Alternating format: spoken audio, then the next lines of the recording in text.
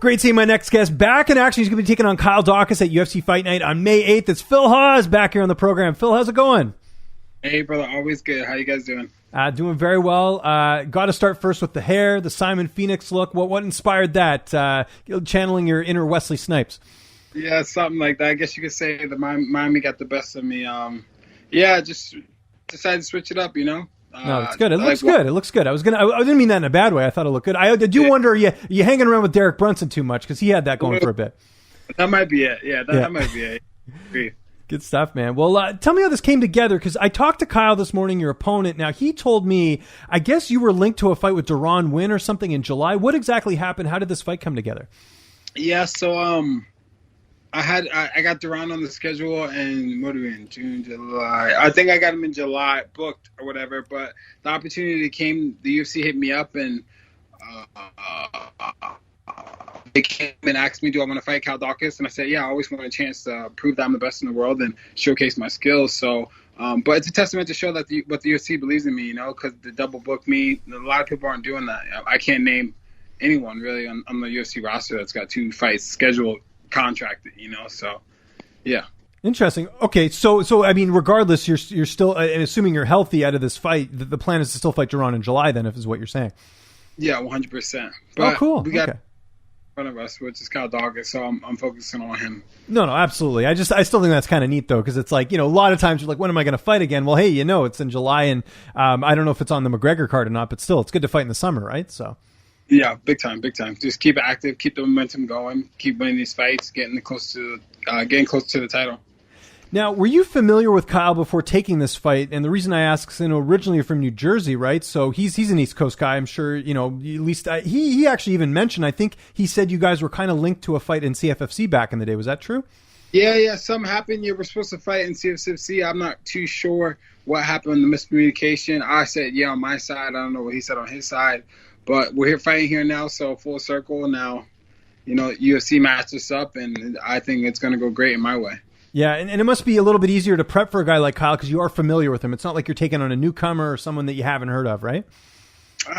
Yes and no. I don't really study too much of my opponents. I don't really focus too much on them at all, actually. So it is what it is. I mean, he's a tough guy. I know he's game and stuff like that. But, yeah, I'm coming for knockouts, so.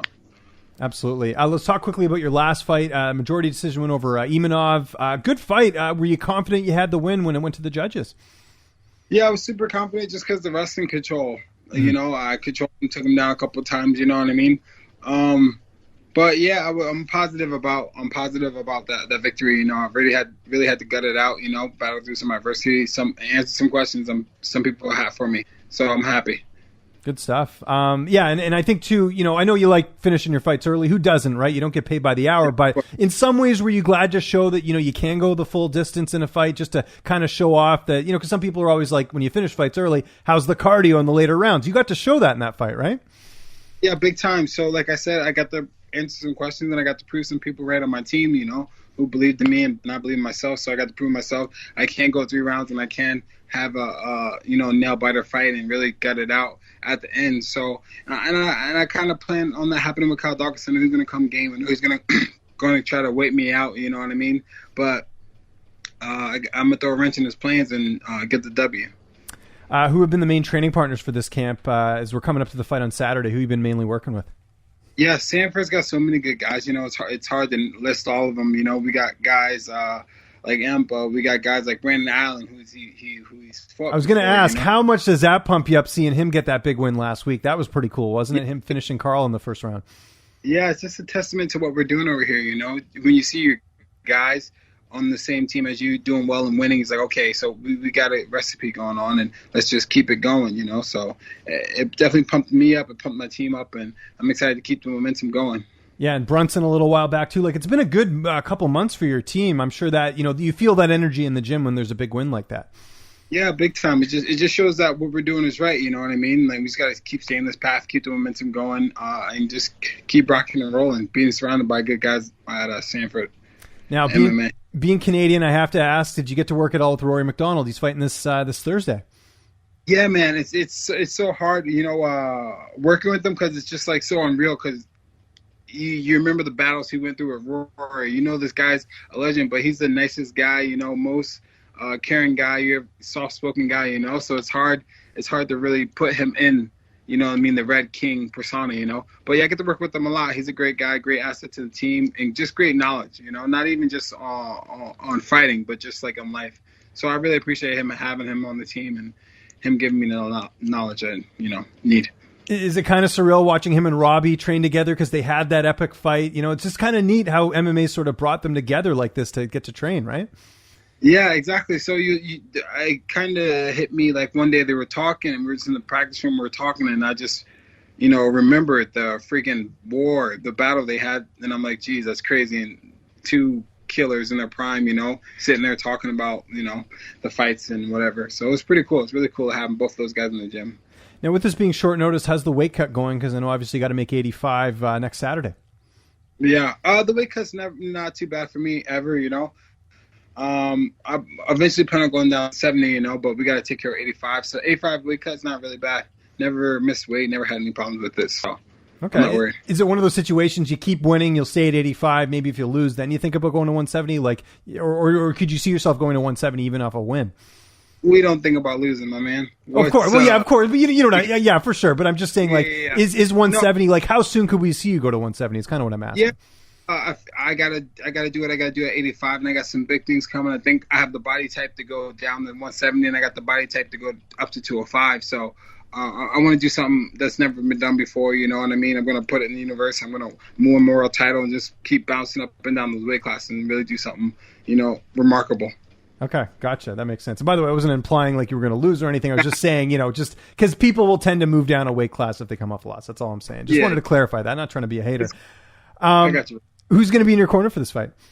For this corner, this fight, we got Henry Hughes. He's not going to be able to make it because he's with Rumble and Bellator. So we got Jason Strout. We got my man Harry St. Ledger, and we got my hype man and best friend Ray. So love it. Okay. How do you see this fight playing out on May 8th?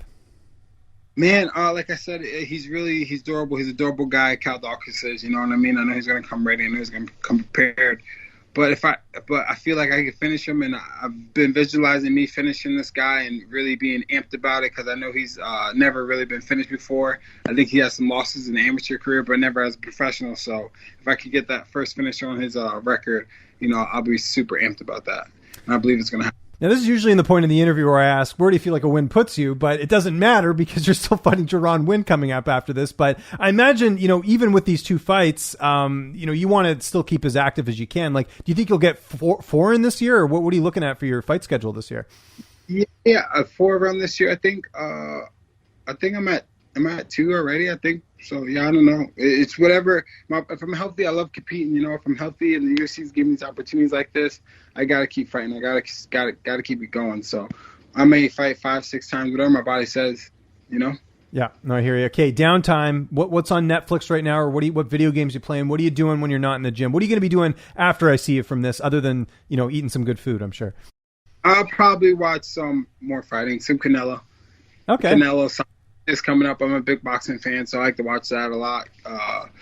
Yeah, kickboxing, I mean, okay. I'm not a Jake Paul fan though, right? You're not a fan of that? Nah. He's doing things right, but yeah, not the biggest fan. Don't worry about it. It's all good. I can't wait for this fight. May 8th, UFC Fight Night. Phil, thanks so much for the time, man. Anyone you want to thank, any sponsors, any social media you want to plug, I'll give you the last word. No, I just want to thank everyone for supporting me, you know what I mean, and believing in me, and believing in the No Hype Tour, and I can't wait to put on a performance May 8th.